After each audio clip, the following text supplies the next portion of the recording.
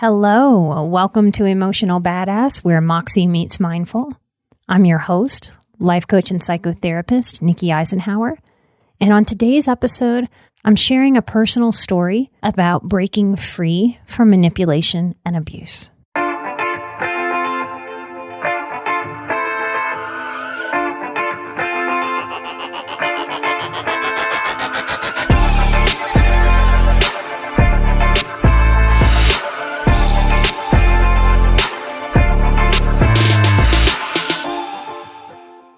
This year is the 5th year we've been doing Emotional Badass, and I want to talk more about really the things that are hard to talk about.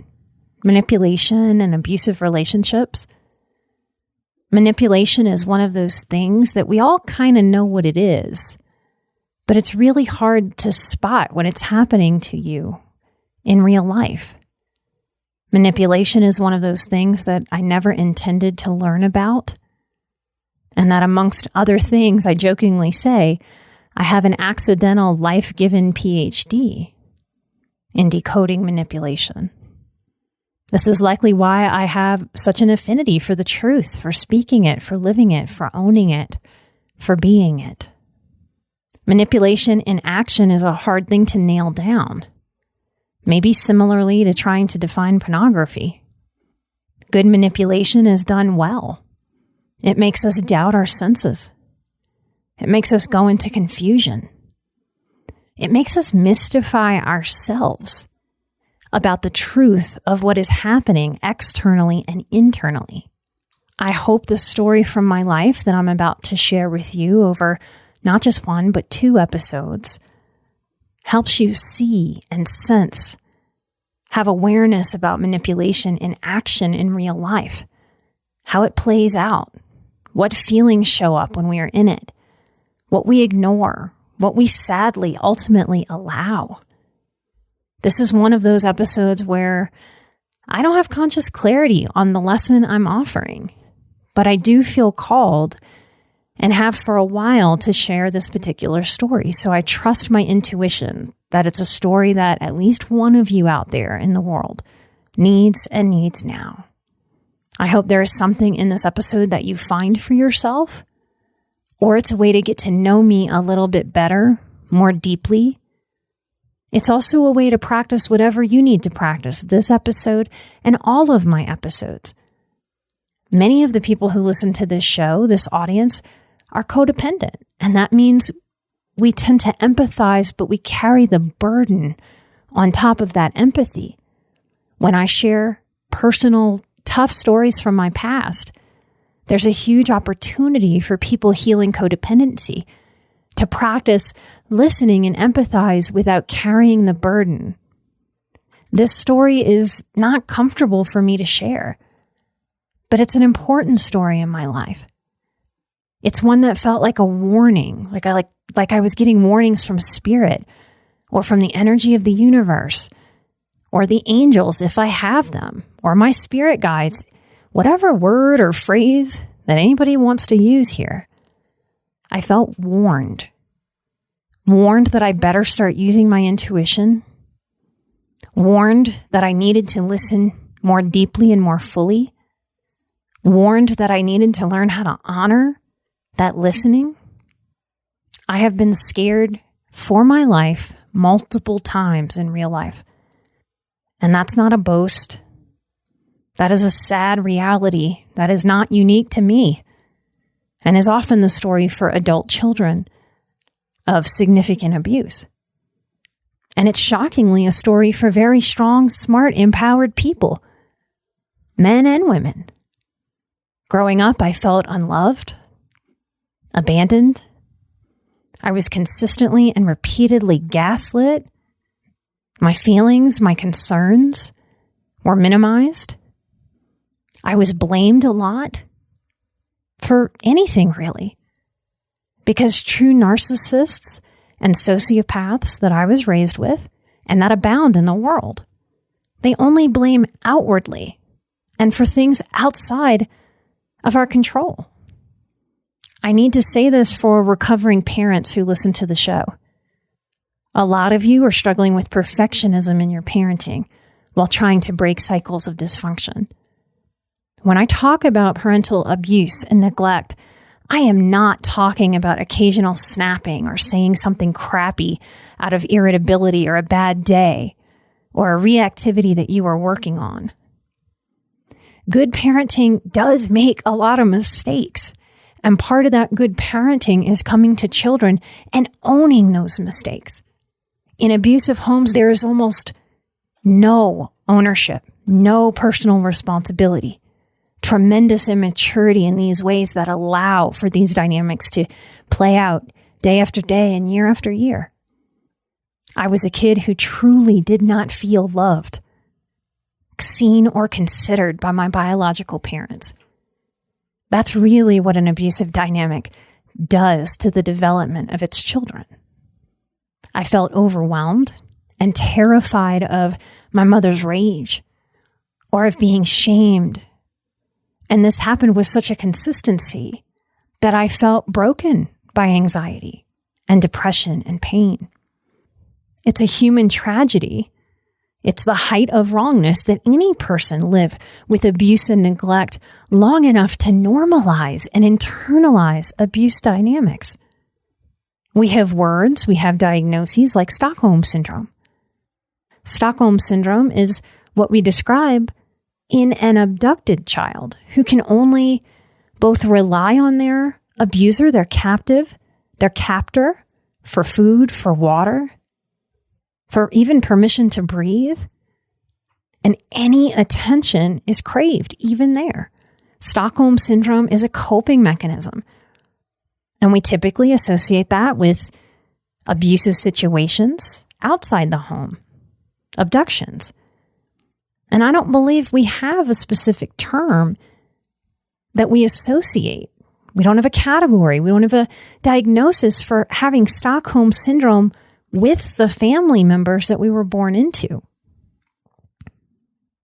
Stockholm Syndrome is the development of positive feelings towards abusers over time. This is a way to survive. This is a way to try to find some semblance of reasonable humanity within really, really wrong circumstances. Longtime listeners will recognize me talking about the flip-flop. That's what I call it. There's a lot of flip-flopping when it comes to abuse.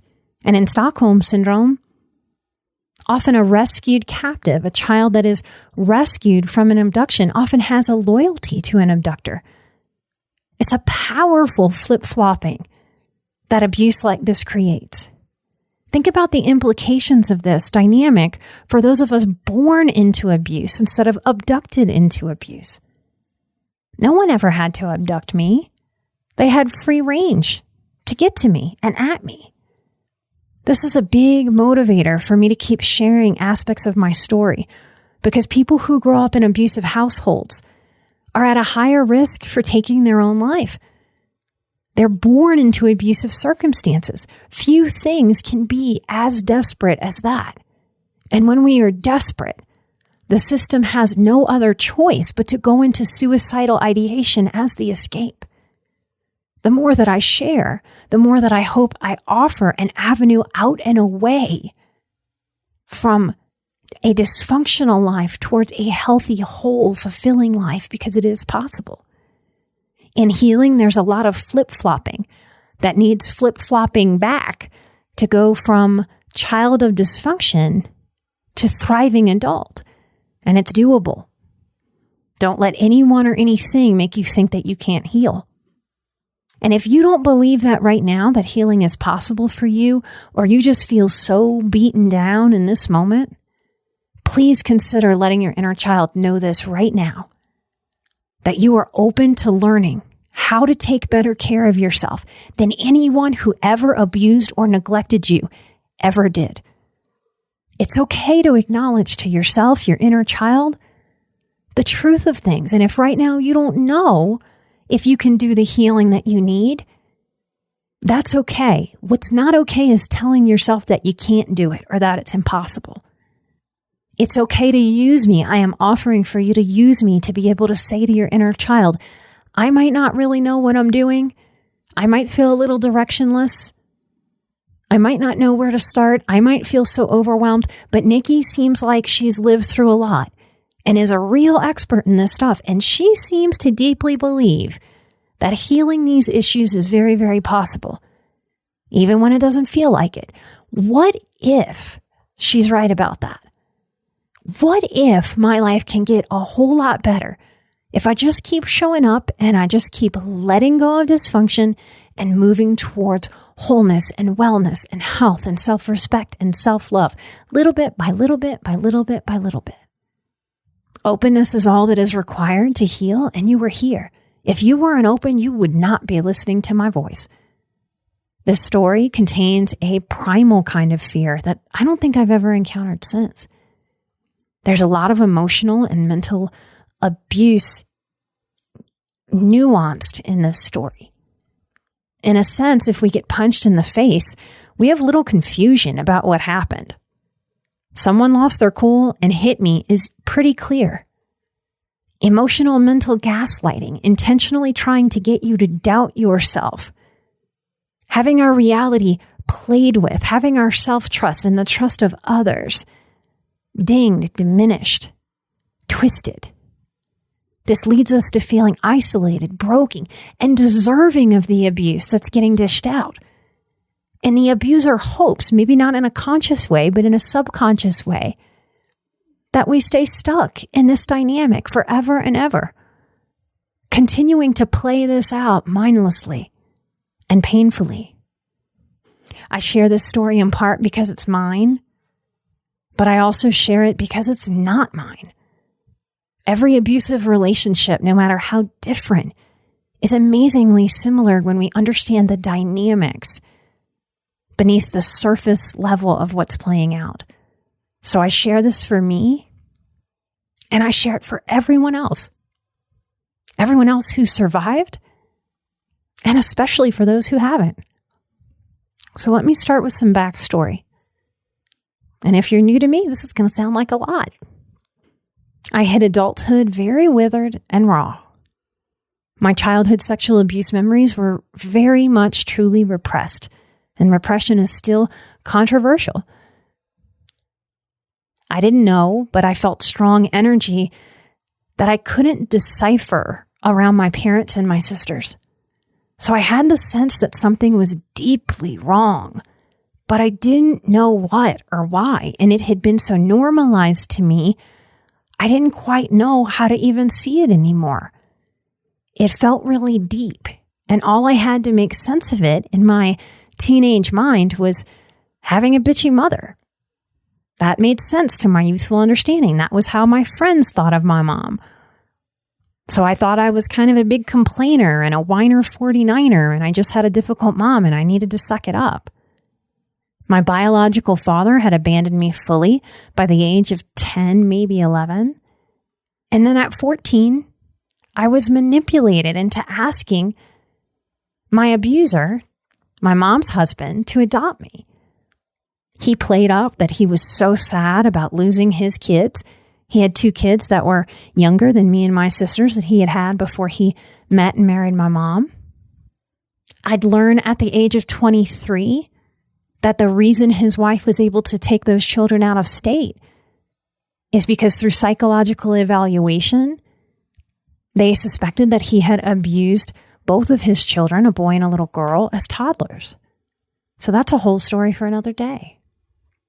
At this time, I, a very highly sensitive kid, I was aware that my biological dad signed away the rights to me to get out of back child support. And that allowed my abuser to adopt me officially in the very parish, that's a county, anywhere else other than Louisiana, the same exact parish where those custody evaluations were filed for his divorce.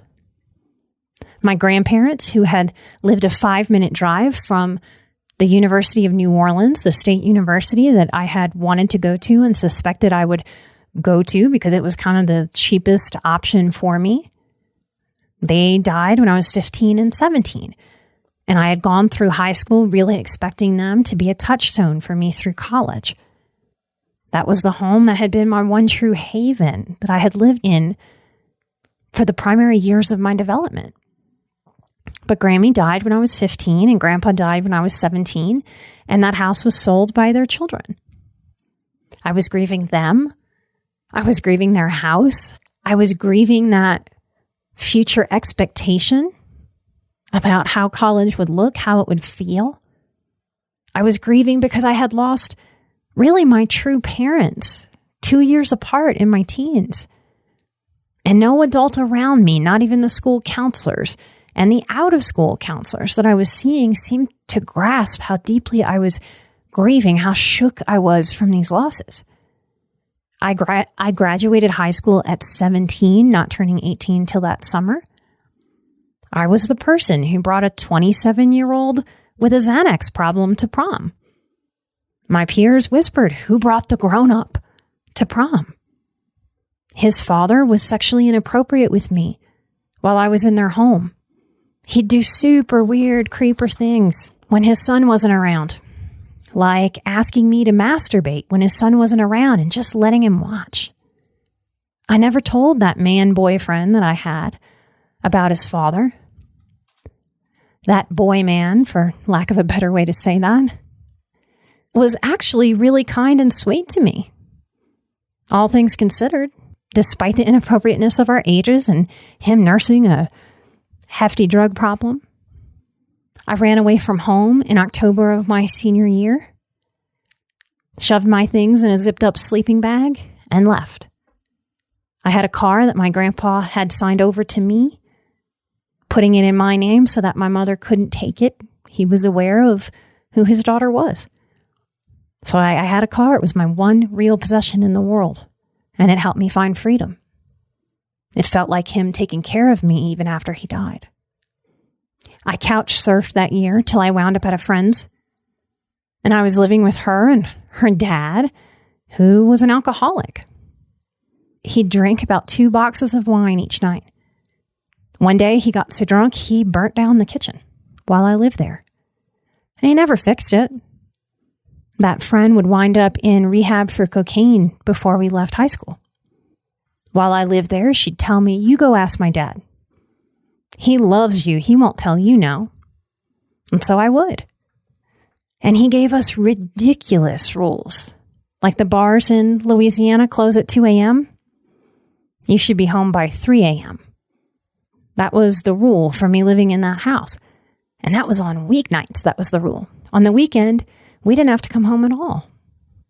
If that sounds shocking and bizarre to you, I am from New Orleans. It might be the drinking capital of the world. Culturally, we drink young and we drink hard. I was a regular at a bar at 16. And younger listeners, that is not a flex. That is tragically pathetic. I was lost and I was hurting. I was desperate. I didn't know what I was doing as a person. I didn't know what I was doing as a woman. I was lost and I was trying to find some feel good around the feel bad. And alcohol and drugs fit the bill. I miraculously made it to college through the divine intervention of a rich man who died in Louisiana. And the year that I started college, his scholarship began. His generosity was essential to me making it through. And it felt like a miracle. A miracle that it was there, a miracle I still qualified. Because I had started a rebellion. I had gone from good girl to rebel. And rebel's not bad, y'all. We think it is. But when we're rebelling, often there's good reason. I just didn't know it back then. And in that rebellion, we can sometimes hurt ourselves. I had given my senior year in high school the finger. I'll never forget reading my report card from that time. I was a gifted student. We had honor students and we had gifted students. And we had the numbers printed on our report cards. I will never forget. I have the image seared into my mind. Gifted calculus. 10F. I had managed to get a 10, yes, on a 0 to 100 scale in my gifted calculus class. I had entered a rebellion the year after Grammy died. And that was a year before Grandpa died. And for the first time in my life, I went from being teacher's pet to beefing with a teacher. I gave up. I turned in no homework. I doodled on the tests. And I gave that teacher the finger every way I knew how. I hadn't yet learned that fuck somebody else is actually fuck myself. So I hurt myself because she hurt me. It makes no sense, but that's what our pain does. I felt hurt and desperate, and I gave up. I felt betrayed by her. It was an intimate, small class. She gave me a 0 when I missed class when my grandpa died.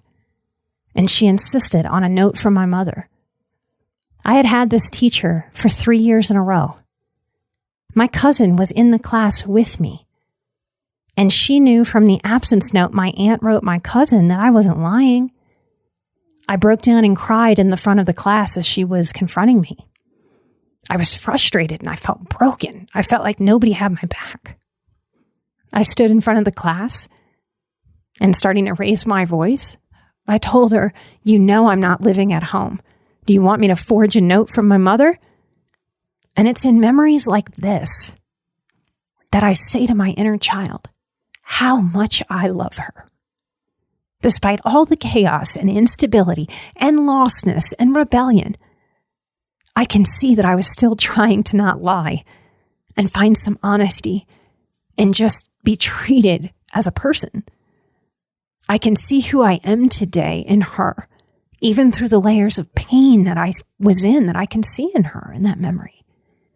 I understand that the teacher took her own stand on the rules, and I responded by completely giving up and being rude to her in class.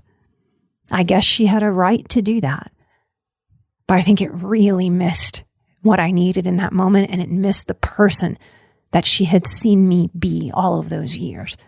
On top of everything else, it felt like a major betrayal and another proof that I couldn't really trust people. Late that year in that math class and a few others, programming funds changed, and the honor students were then combined with the gifted students. And it was a scene.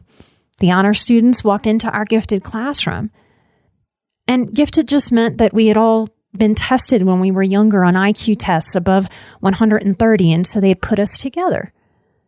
So as the honor students walked in, there was some ego involved in us versus them. And they looked around, and a few students guffawed, exclaiming, "Nikki's in gifted? You've got to be kidding me," like laughing, like I had the reputation of a dumbass. And I had felt like the dumb one in the smart classes. I wanted to melt into the floor and die. I remember thinking as almost a declaration to myself that I didn't fit anywhere. Not at home, not in my family, not at school, not in any one group. I was the white girl that would go be the only white girl in black circles. I would hop around circles, but I didn't really fit anywhere. I felt like an alien, not like a person. I judged myself. I declared myself someone other people just didn't get. And that had to mean to me at the time that something was really, truly, deeply wrong with me. These thoughts are like a mini course in how to foster depression inside of oneself, how to foster a worthlessness. I was earning a very low F in that calculus class, but I was earning a fucked up A and digging my own deep depression hole. Somehow, I had it together enough to make it to college. My parents left me at the dorm at the University of New Orleans the first day it opened. There were almost no people on campus. Part of the scholarship I received that made it possible for me to go to school. And that's how good my grades had been before my senior year, was that I still qualified for scholarship. There was a $1,500 stipend for the lunchroom and the campus bodega. My parents left me with $50, and I cried as I walked in because they were disinterested in seeing my prison cell-like dorm room that I was so excited about. After a year of couch surfing, I was going to have some stability. Not quite the thing I think most students show up at college thinking. I had endless hope that my personality disordered parents would all of a sudden show up in a reasonable way for me or with me, be happy for me or with me, celebrate something for me or with me. But that wasn't available.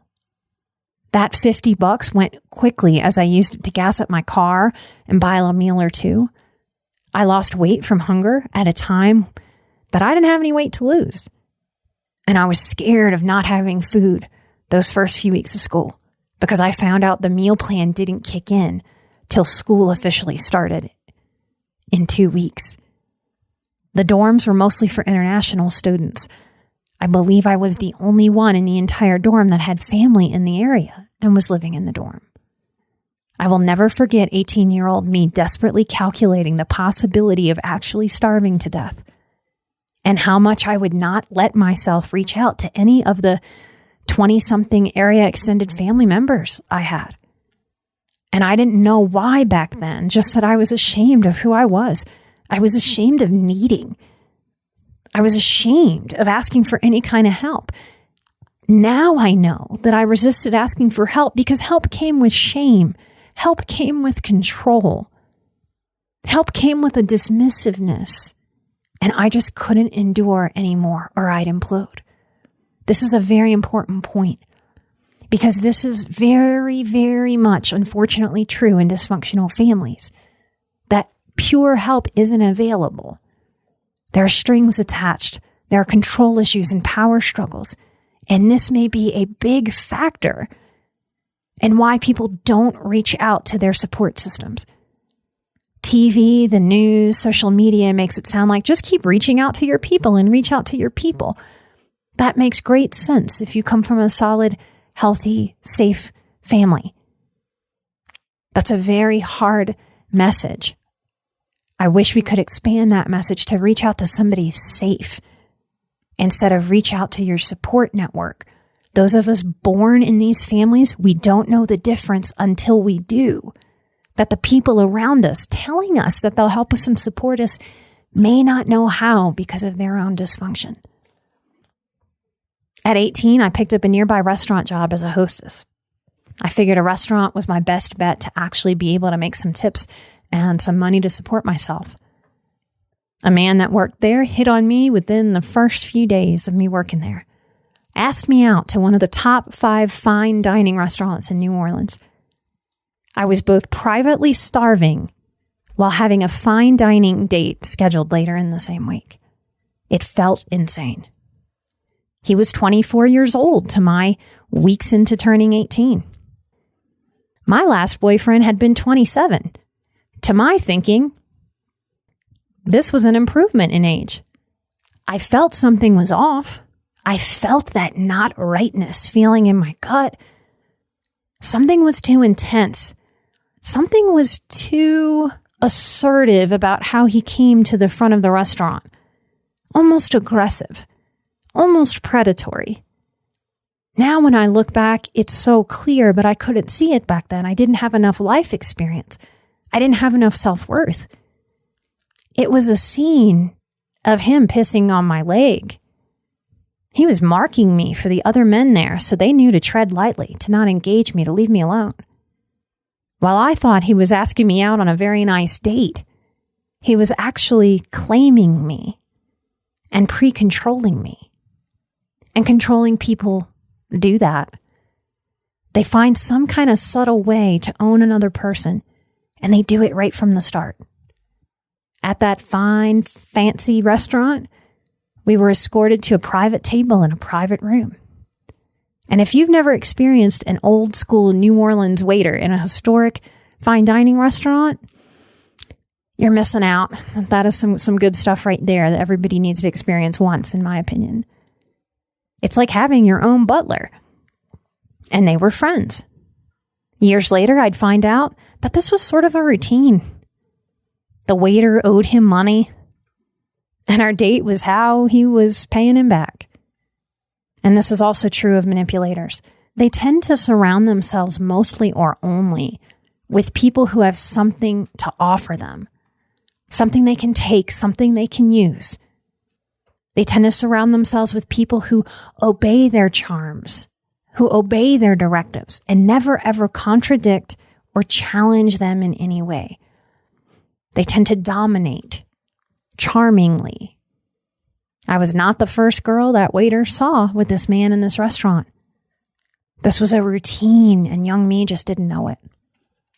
His family seemed to put him on a pedestal. He told them what to do, and he would speak disrespectfully to his mother while declaring his love for her. He had an involved father, but they were not like father and son. They had a relationship that I can only describe as like criminal bros. This was an entirely different kind of dysfunction than I grew up in. These kids and parents were friendly. They did everything together. And I felt their love and attachment to one another. They'd protect each other and show up for each other. I was confused because I felt my parents, my mother in particular, didn't care about me and didn't love me. And I felt genuine love, care, commitment, and concern from this family. I'm sure they all still see each other frequently, if not every week, like so many other Louisiana families and dysfunctional enmeshed families do. Healthy families can certainly meet frequently healthily, but dysfunctional families often have a very strong bond, like a mob family. The parents and the children, they were friends, and they accepted me immediately. I was cared for. I was appreciated by his extended family members. I would hear proud stories of lying, of manipulation, of absence of morals, shared like light-hearted, funny stories over holiday dinners with laughter and wine, like the energy of popping popcorn kernels into our mouths. And what shocked me at first became numb and normalized over 7 years of a relationship. I didn't know how to process those things as red flags, as warnings, as alarms. In that time, I was maximally depressed. In that time, some of my adoptive father's sexual abuse memories came back, weeks before I married this man. In that time, I pressed charges against my dad for his abuse. As this relationship continued, I finished an undergraduate degree and began my master's degree. And he hated that I wanted to be a counselor.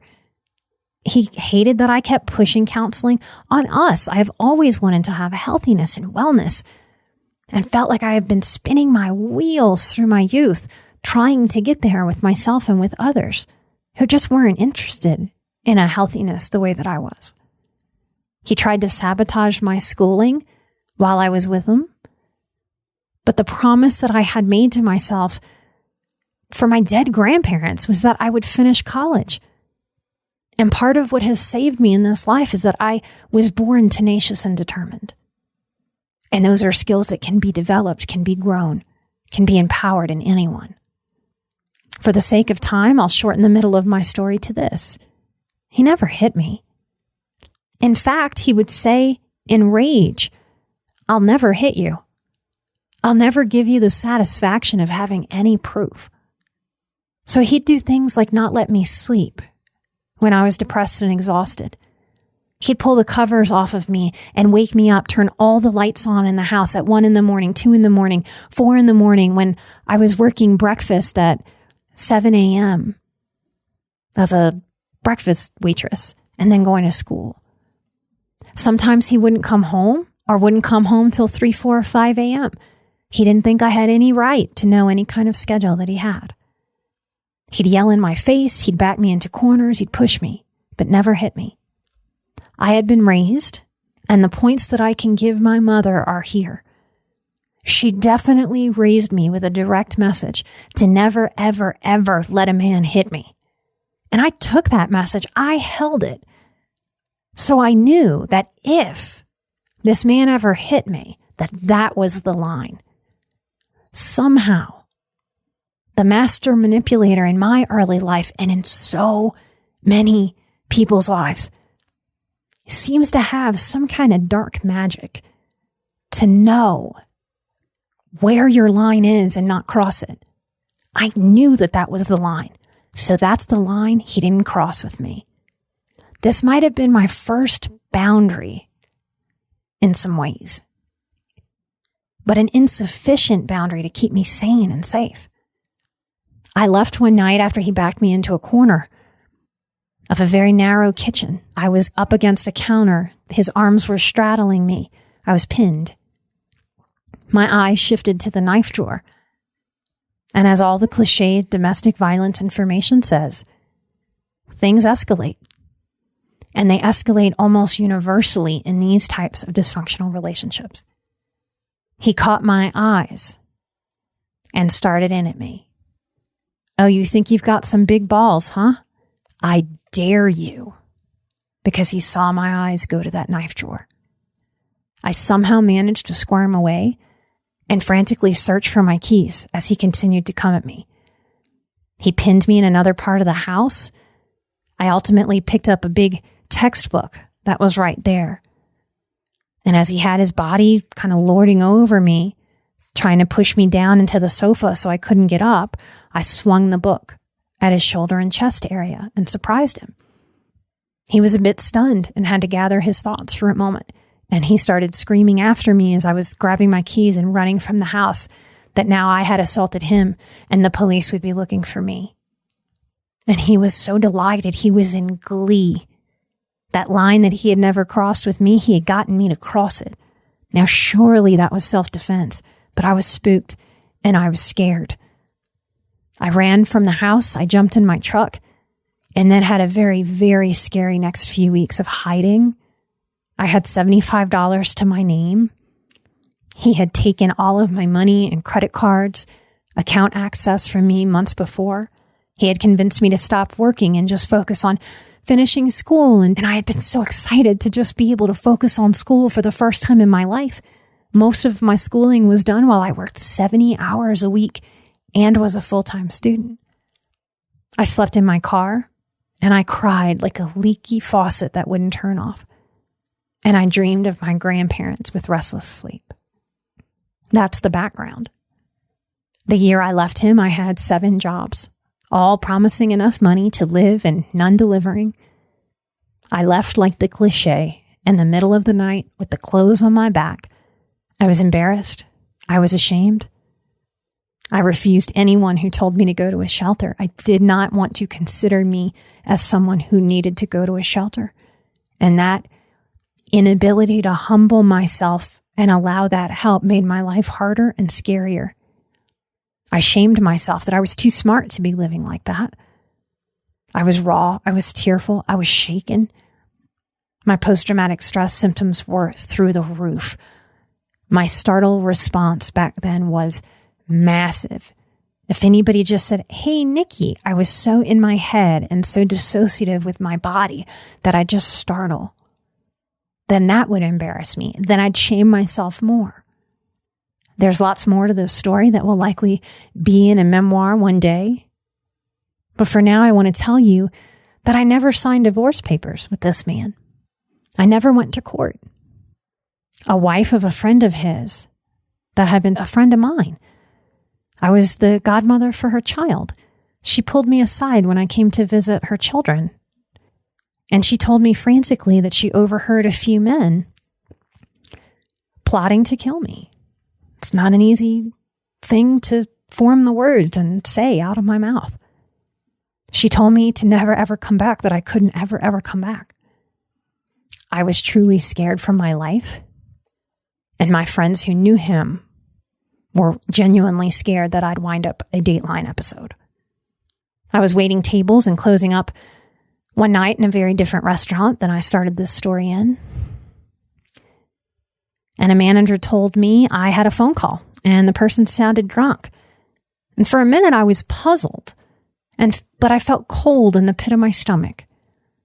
And I didn't yet know how to listen to that coldness in the pit of my stomach, to pivot, to redirect.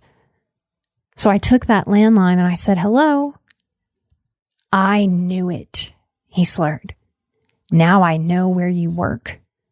See you soon," he laughed as I dropped the phone and burst into tears.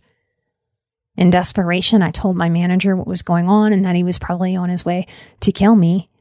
The manager told me to get my stuff, get out of there. They sent the biggest guy. He happened to be a giant dude. He was actually 7 feet tall. Walked me to my car. I left. I never worked there again. My mother had told him where I was working. Well, she knew I wasn't hiding of him.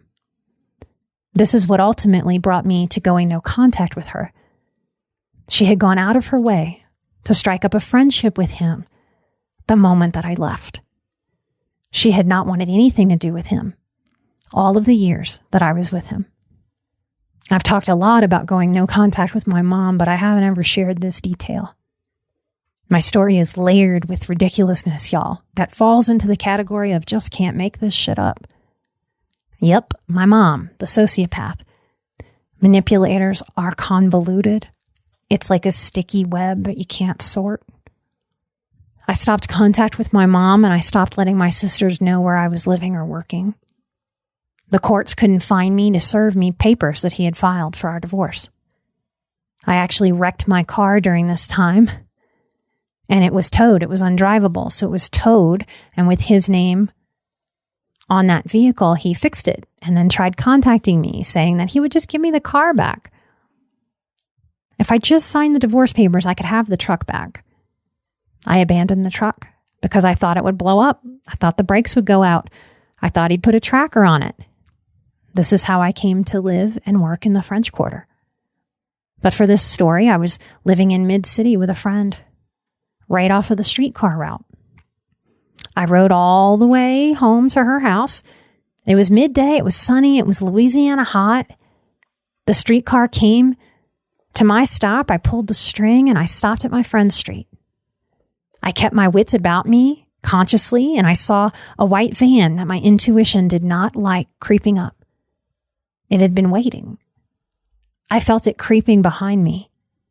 I had a book bag and I was holding books in my arms and a grocery bag. I had all kinds of stuff with me. I started walking faster and faster and faster.